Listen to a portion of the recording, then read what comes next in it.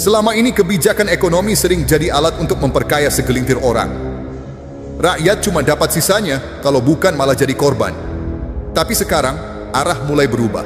Sejak muncul satu nama yang berani melawan arus, Purbaya. Ia menolak kebijakan yang menekan rakyat kecil, menolak permainan lama yang hanya menguntungkan elit. Dan sejak itu, mulai muncul kegelisahan. Ada yang tak nyaman, ada yang merasa terusik. Siapa mereka? Inilah 4 kelompok yang mulai tak nyaman dengan kebijakan Purbaya.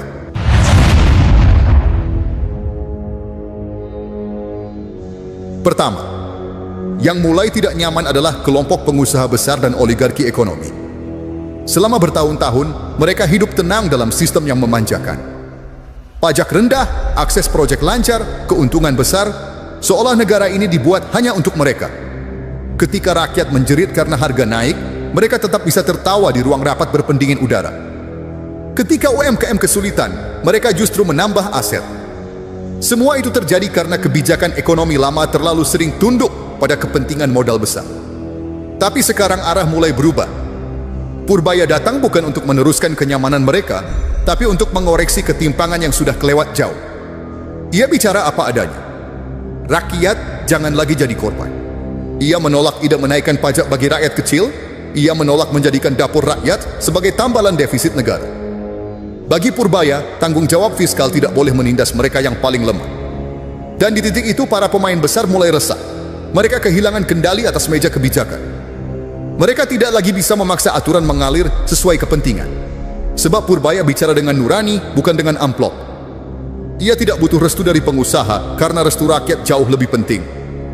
Inilah yang membuat para oligarki gusar, karena selama ini mereka terbiasa mengatur arah ekonomi lewat pintu belakang. Dan kini pintu itu mulai ditutup rapat.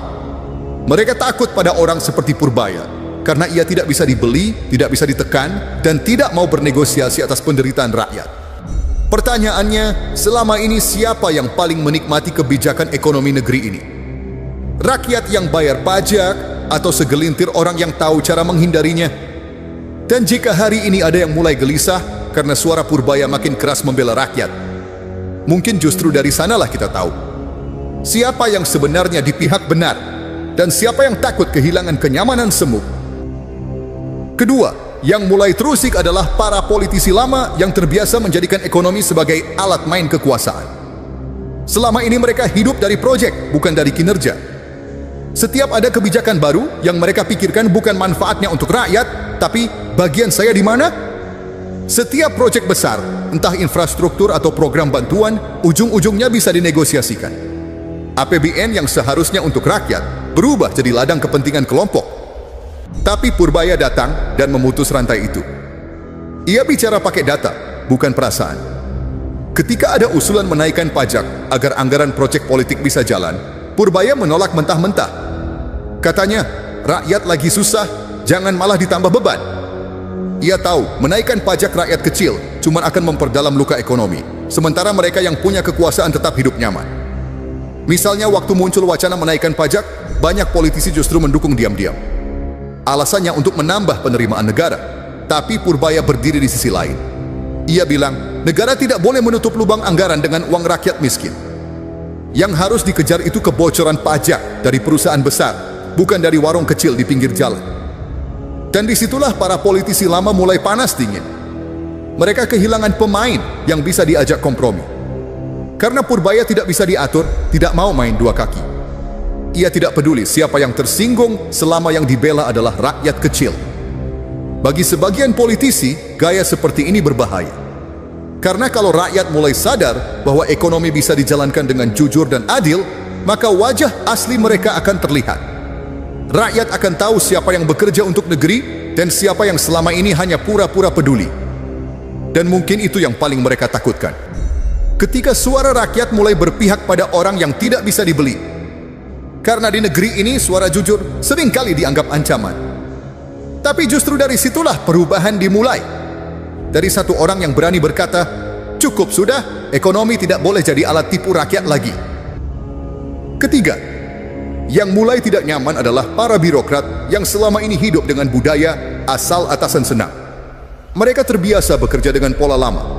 Laporan bagus di atas kertas, asal tanda tangan beres, asal pimpinan senang, urusan selesai. Padahal di lapangan, rakyat tetap kesulitan. Program banyak yang macet dan angka-angka di laporan hanya jadi hiasan. Budaya semacam ini sudah lama mengakar di birokrasi, di mana kejujuran dianggap bahaya dan kebenaran seringkali dikorbankan demi kenyamanan jabatan. Tapi Purbaya datang dengan gaya yang berbeda. Ia tidak peduli siapa yang duduk di kursi tinggi selama kebijakannya tidak berpihak pada rakyat. Ia tidak mau menerima laporan asal-asalan yang dibuat demi menutupi kegagalan. Ia tidak mau menandatangani kebijakan yang tidak masuk akal. Dan ketika banyak pejabat mencoba mengamankan situasi dengan bahasa diplomatis, Purbaya justru bicara apa adanya. Kalau rakyat dirugikan, maka kebijakan itu salah titik. Banyak yang kaget karena selama ini mereka jarang bertemu pejabat seperti itu. Di negeri ini terlalu banyak pejabat yang pandai bicara manis, tapi takut kehilangan posisi. Tapi Purbaya tidak begitu. Ia lebih memilih kehilangan jabatan daripada kehilangan hati nurani. Ia tahu rakyat tidak butuh pemimpin yang pandai menyenangkan atasan. Rakyat butuh pejabat yang berani membela mereka walau melawan arus. Lihat saja bagaimana banyak kebijakan di masa lalu dijalankan setengah hati hanya untuk menjaga citra. Programnya besar, anggarannya triliunan, tapi hasilnya jauh dari harapan. Kenapa? Karena yang penting bukan hasil, tapi laporan. Yang penting bukan kesejahteraan rakyat, tapi angka di PowerPoint.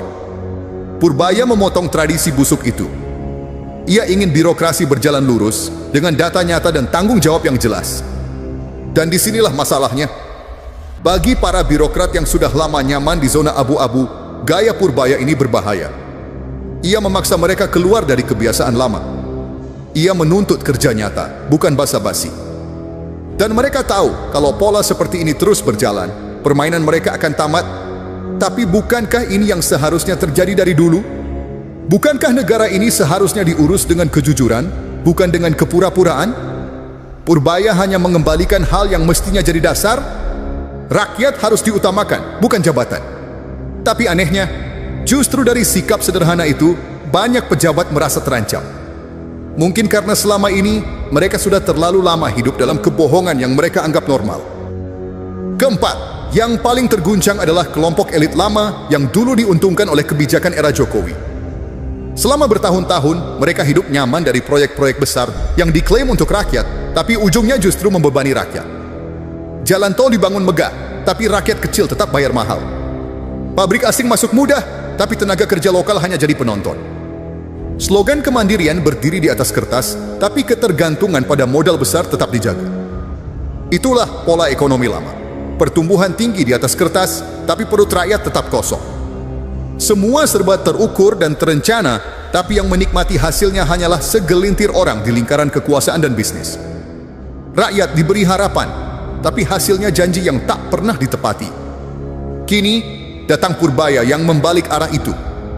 Ia bicara soal ekonomi dari bawah, dari dapur rakyat, dari sawah, dari pasar. Ia ingin kebijakan dibuat bukan di ruang rapat hotel mewah, tapi dari fakta lapangan yang sesungguhnya. Ia tahu ekonomi sejati bukan tentang seberapa besar proyek, tapi seberapa banyak rakyat yang bisa hidup lebih layak. Dan disinilah elit lama mulai ketakutan. Karena kalau pola ekonomi rakyat ini berhasil, mereka akan kehilangan pengaruh. Tidak ada lagi ruang untuk monopoli, tidak ada lagi proyek yang hanya menguntungkan kroni. Purbaya menolak tunduk pada kekuasaan yang hanya menjaga kepentingan modal.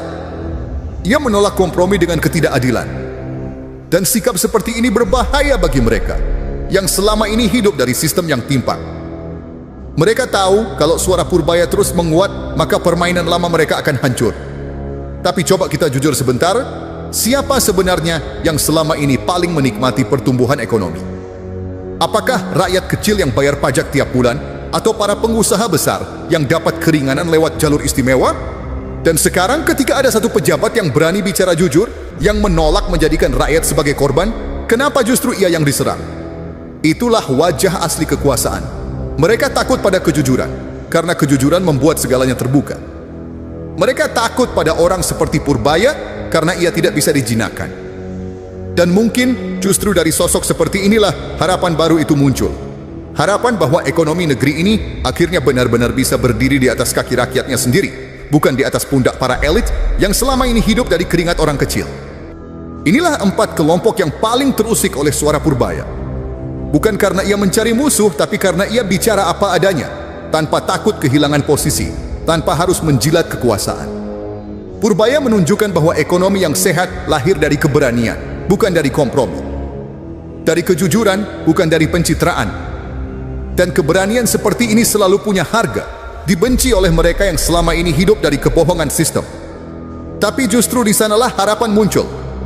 Karena selama masih ada orang yang berani bicara jujur, masih ada peluang bagi negeri ini untuk pulih. Dari ekonomi yang dikuasai elit, menuju ekonomi yang benar-benar berpihak pada rakyat. Monggo yang mau menanggapi silahkan tulis dalam komentar. Mari kita berdiskusi.